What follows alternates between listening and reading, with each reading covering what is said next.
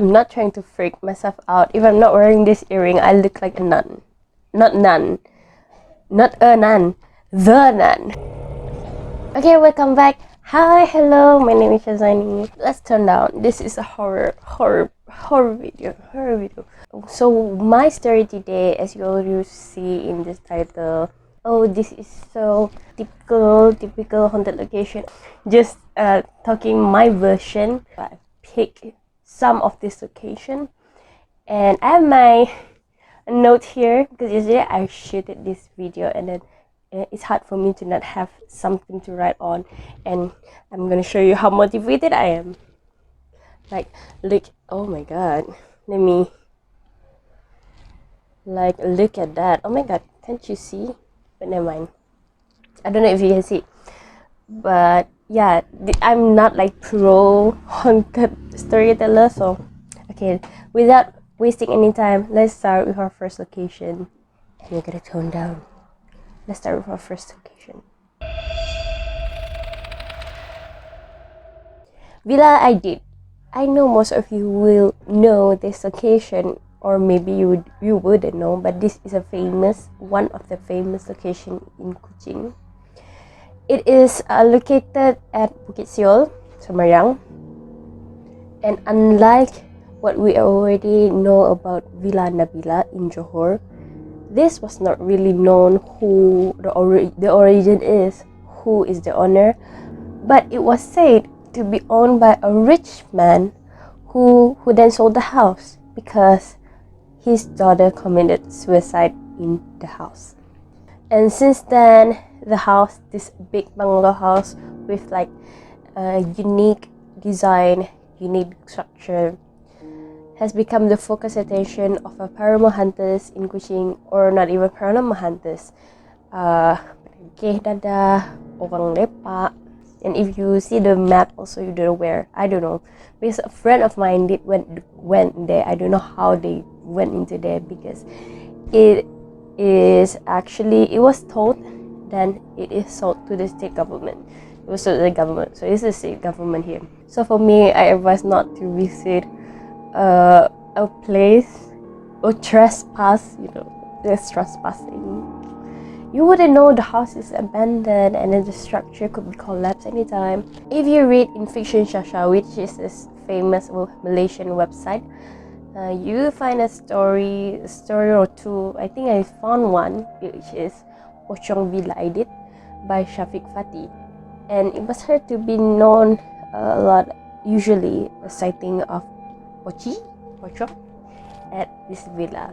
And then other than that, there's so much story about Villa Aidid. Let's proceed next.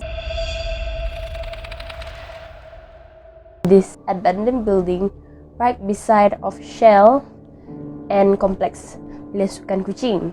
Some claim that it was named Impiana Hotel after a Datin who is believed to own the hotel. It was known before as Country View or Victoria Arms.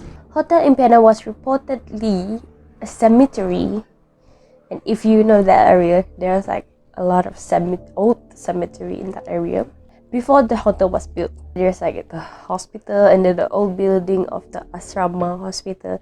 So it's very connected, and I don't know, there's always a horror story of most of the building at that area. Supposedly, there's a story that a pregnant woman once set foot on the building, on the 6th floor of the building, and suddenly the baby disappeared when she woke up the next day, and that caused her to commit suicide.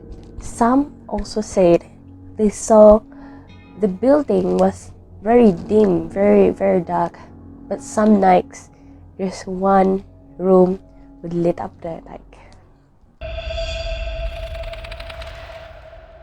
Yes, in Sarawak there's a haunted house that looks like in some horror movie, and that's why it is called the Conjuring Satok, as it looks like one of the house in the film. It is located on the side from Satok to Sarike, and the house is said to have been occupied for several years and holds various horror and mysterious story. And that's why the nearby residents called it the Conjuring House. It was really at the center of the, I don't know, is that Padang or something like that? If that is the look in the day, can you imagine the look in the night?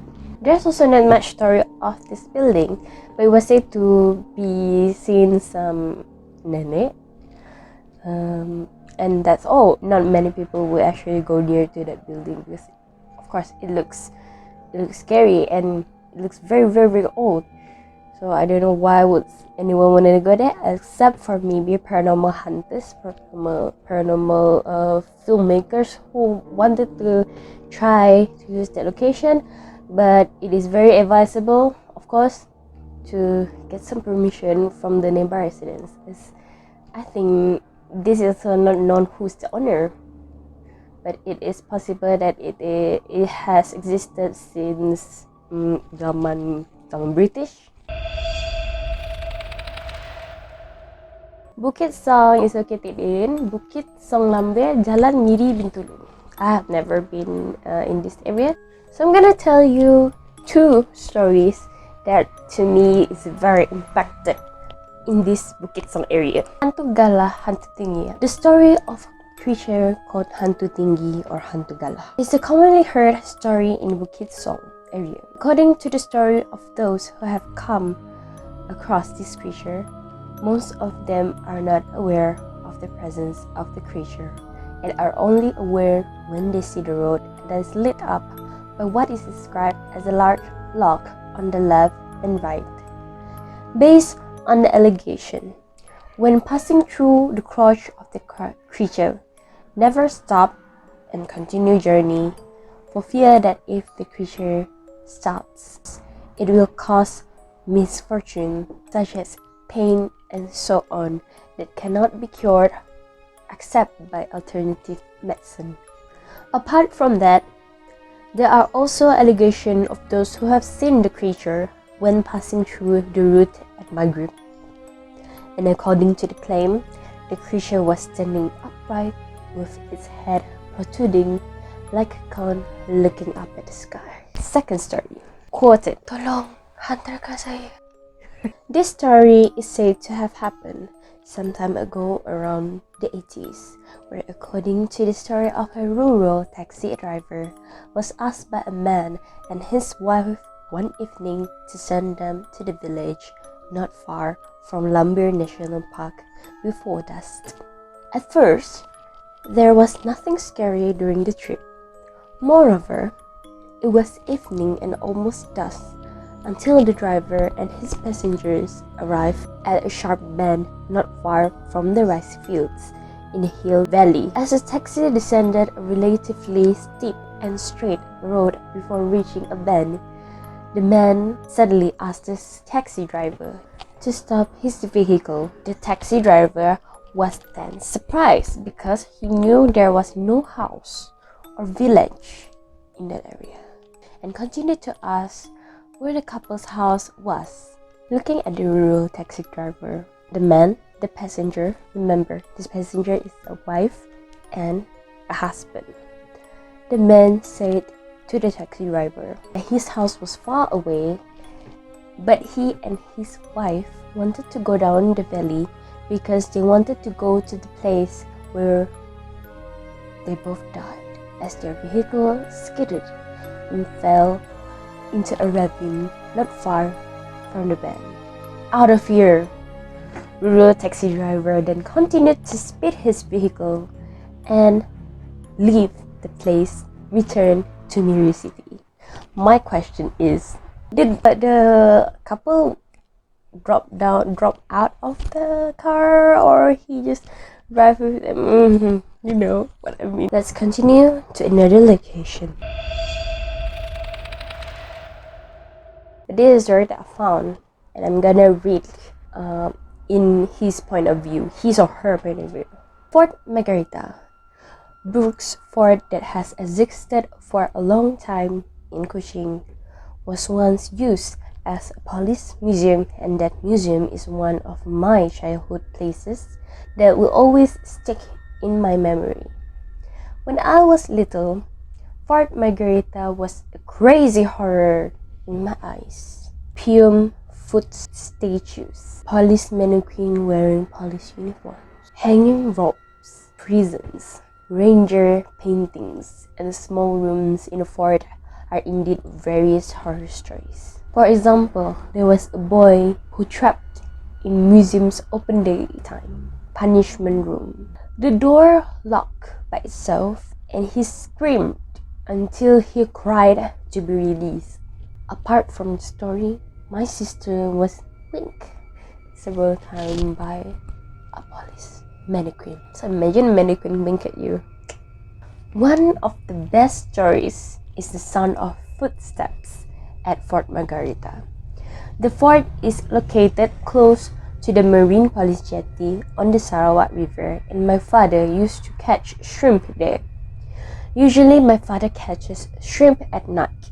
A few times my sister and I followed my dad to the jetty, and I heard the sound of people marching. My sister also saw the creature hanging from an old asana tree located not far from the fort, and my sister saw a strange object playing around the area several times.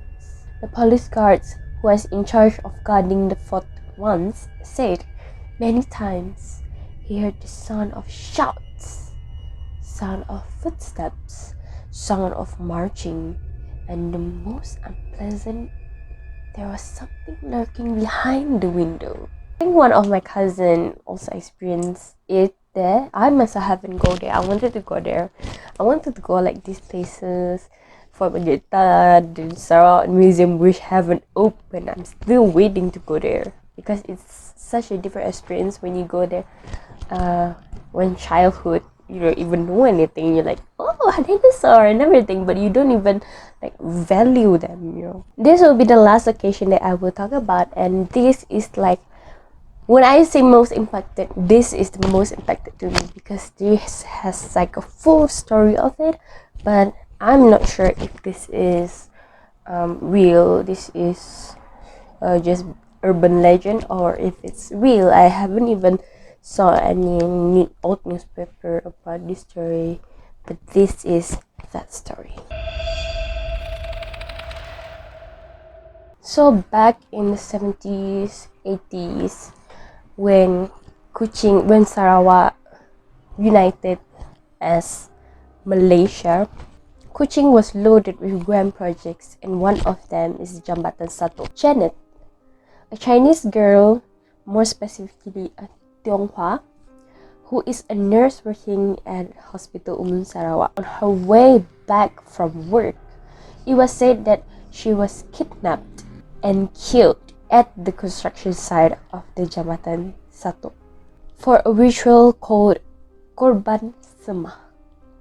This ritual is done to develop or succeed a delayed construction project by penggal, behead lady's head and buried to the base of the structure. It was believed that the Jambatan has penunggu that causes the project tergendala. Janet's body was found without head in that area, and after that, a lot of missing cases of young women. Janet's parents proceeds with the funeral, and they put on full red clothing on Janet's corpse. Jenazah. In Chinese belief, the dressing corpse red is for them to become ghosts and to seek for revenge for the regretful death. And then there starts the sightings of Hantu Janet. She was always seen wandering alone, especially between Kampung Kude and Kampung Bintango. Some saw her ride a ferry across Sungai Sarawak, but when arrived, she disappeared, and the fair duit tambang changed into dried leaves or wang palsu that is burned at the funeral. She was also seen around the old buildings of her workplace, the hospital, and the ghost of Janet become popular among the Japanese as just a manga titled 3x3 Ice by Yuzo Takada, story about the Red Rain of Malaysia, inspired by the story of Hantu Janet. And last year, in 2020, the story is said to be adapted into a film by our Sarawakian, and it is called Janet Sumpah Terlarang. So what do you think of this video? Do you experience like crazy horror stories in this area that you can share with me? Just comment down below and share your stories. And this series will have more in-depth. Maybe there will be like crime stories, so stay tuned. Thank you for staying tuned. Likes, comment, subscribe, share, like, comment, share. And that's all for me today. Spread only positivity. Bye.